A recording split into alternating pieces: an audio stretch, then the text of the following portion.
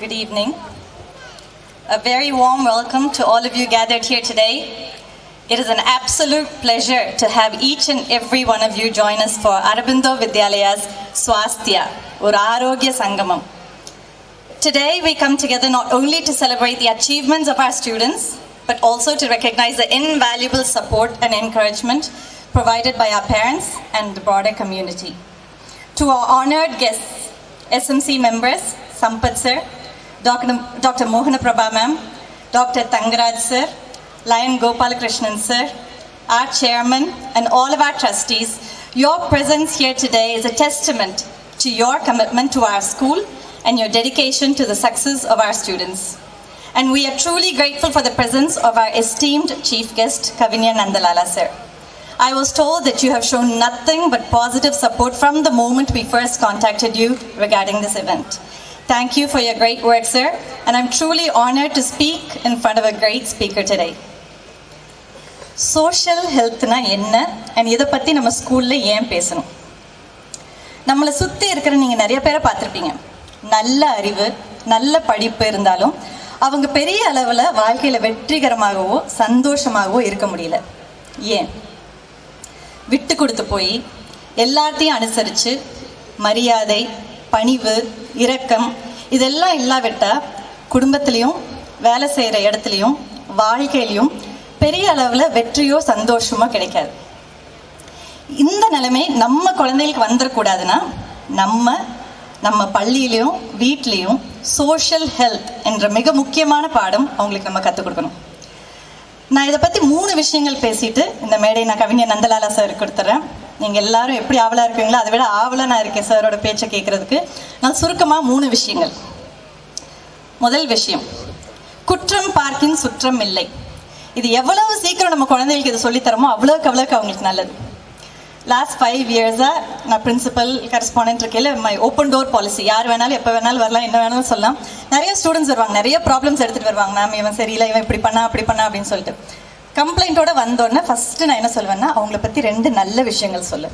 ஏதாவது 2 பாசிட்டிவாக அந்த ஃப்ரெண்டை பற்றியோ அந்த டீச்சர் பற்றியோ நீங்கள் யாரை பற்றி கம்ப்ளைண்ட் பண்ண வந்தீங்களோ 2 விஷயம் பாசிட்டிவாக சொல்லுங்க அப்படிமா. கொஞ்சம் நேரம் யோசிப்பாங்க குழந்தைங்க, 2 விஷயம் கொஞ்சம் மெதுவாக சொல்லுவாங்க, அதுக்கப்புறம் 3-4 நிறையா கொடுப்பாங்க. இப்போ நம்ம சொல்லுவோம், எல்லாத்துக்கிட்டையும் பாசிட்டிவ்ஸ் இருக்குது, நெகட்டிவ்ஸ் இருக்குது, நிறைகள் இருக்குது, குறைகள் இருக்குது. ஸோ அவங்களோட பாசிட்டிவ்ஸை பாருங்கள். எந்த விஷயம் உங்களுக்கு சரியில்லை, உங்களுக்கு மனசு கஷ்டமாக இருக்கோ அதை எந்த எதிர்பார்ப்பும் இல்லாமல் அவங்கக்கிட்ட போய் பொலைட்டாக கைண்டாக மரியாதையோடு எடுத்து சொல்லுங்கள். அவங்க மாறுறாங்களோ இல்லையோ, உங்கள்கிட்ட மாற்றி பழகிறாங்களோ அதெல்லாம் அவங்க இஷ்டம், பட் உங்கள் கடமை அதை எடுத்து சொல்லுங்கள் அப்படின்னு சொல்லுவேன். நம்ம ஸ்கூலில் no gossiping, A to B policy அப்படின்னு வச்சுருக்கோம். இங்கே எல்லாத்துக்கும் தெரியும், டீச்சர்ஸ் கிட்ட எல்லாம் கேட்டிங்கன்னா அற்புதமாக எக்ஸ்பிளைன் பண்ணுவாங்க. ஏக்கு பி கூட பிரச்சனை இருந்ததுன்னா ஏ போய் பி கிட்ட பேசணும், சி கூட போய் அவங்க கிட்ட பின்னால் போய் தப்பாக பேசுறதோ, டி கிட்ட போய் புலம்புறதோ, XYZ கிட்ட போய் அதை பெருசு பண்ணுறதோ அது யாருக்குமே அது ஆரோக்கியமான விஷயம் கிடையாது. A to B policy. இதை பேரண்ட்ஸும் இந்த பாலிசியை கொஞ்சம் ஃபாலோ பண்ணாங்கன்னா நம்ம குழந்தைகளுக்கு நிறைய விஷயங்கள் நம்ம கற்றுக் கொடுக்கலாம். நான் 2 உதாரணம் கொடுக்குறேன். கிளாஸ் மாற்றுறது பற்றி 2 விஷயங்கள். ஸோ பேரண்ட்ஸ் ஏதாவது குழந்தைங்க சண்டை போட்டுக்கிட்டாலோ, ஒரு குழந்தைக்கு இன்னொரு குழந்தைகளுக்கு ஏதாவது சிக்கல் இருந்ததுன்னா உடனடியாக என்கிட்ட என்ன சொல்லுவாங்க, கிளாஸை மாற்றிருங்க மேம். டெய்லி வீட்டுக்கு வந்து அழுகிறான், ஏதோ ஒரு பிரச்சனை இருக்குது, கிளாஸை மாற்றிருங்க அப்படிம்பாங்க. இன்னொரு தடவை எப்போ நான் இது கேள்விப்படுவேன்னா, ஒவ்வொரு வருஷமும் நம்ம செக்ஷன்ஸை ஷஃபில் பண்ணி போடுவோம் ஸ்டூடெண்ட்ஸை.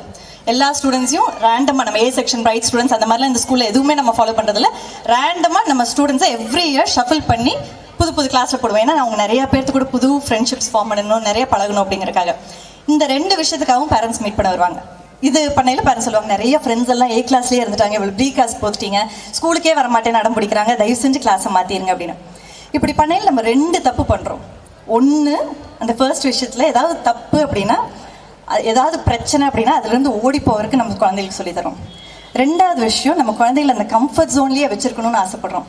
நான் பேரண்ட்ஸ் நிறைய பேர்த்து கூட சண்டை கூட போட்டிருப்பேன், நிறைய ரொம்ப ஸ்ட்ராங்காக பேசியிருப்பேன், மாற்றவே மாட்டேன். இது வரைக்கும் நான் இந்த ரிக்வஸ்ட்டுக்கு நான் அக்செப்ட் பண்ணதே இல்லை, மாற்றிக்கிட்டதே இல்லை.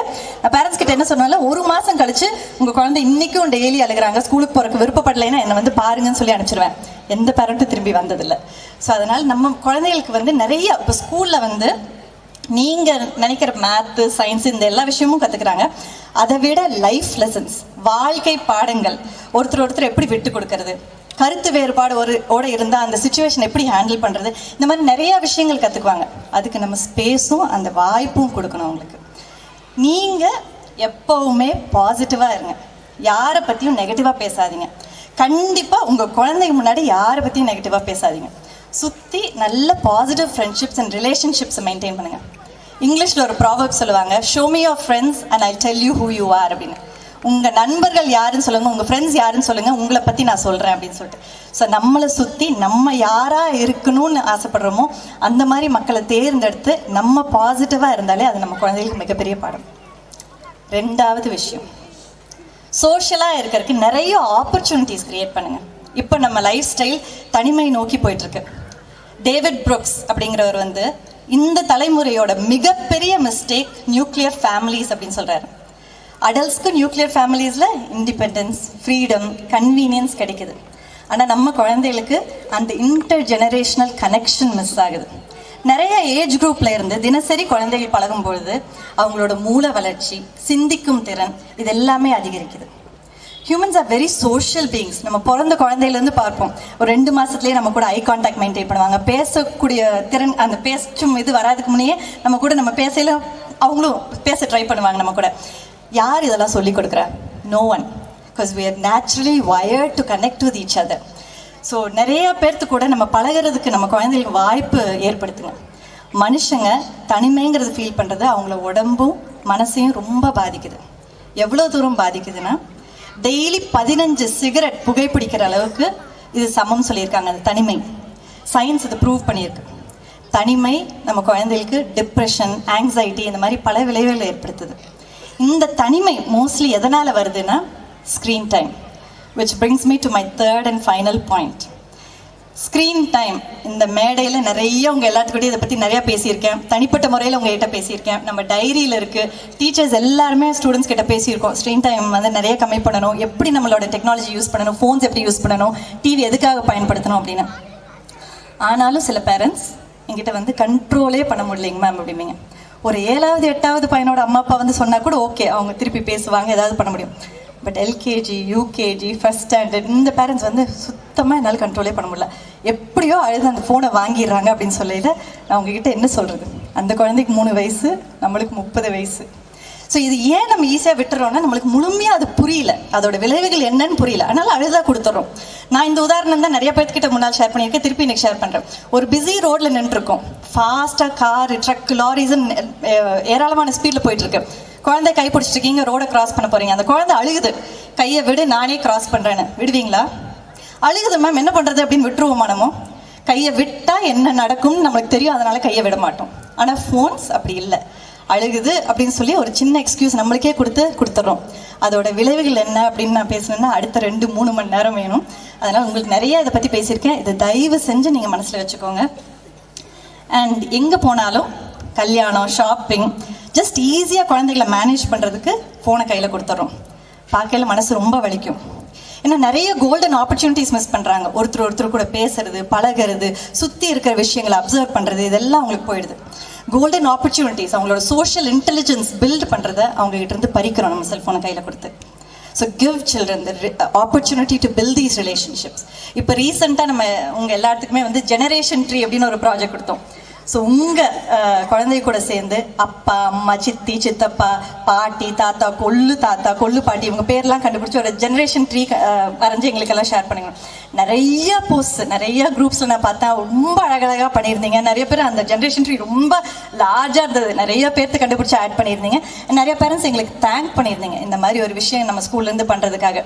நீங்களே இந்த மாதிரி நிறைய நம்ம குழந்தை கூட உட்காந்து உங்கள் ஃபேமிலி எப்படி, உங்களோட ஃபேமிலியோட பேக்ரவுண்ட் என்ன, ஹிஸ்ட்ரி என்ன, இந்த மாதிரி நிறைய விஷயங்கள் நீங்கள் கண்டிப்பாக கூட சேர்ந்து பண்ணணும்.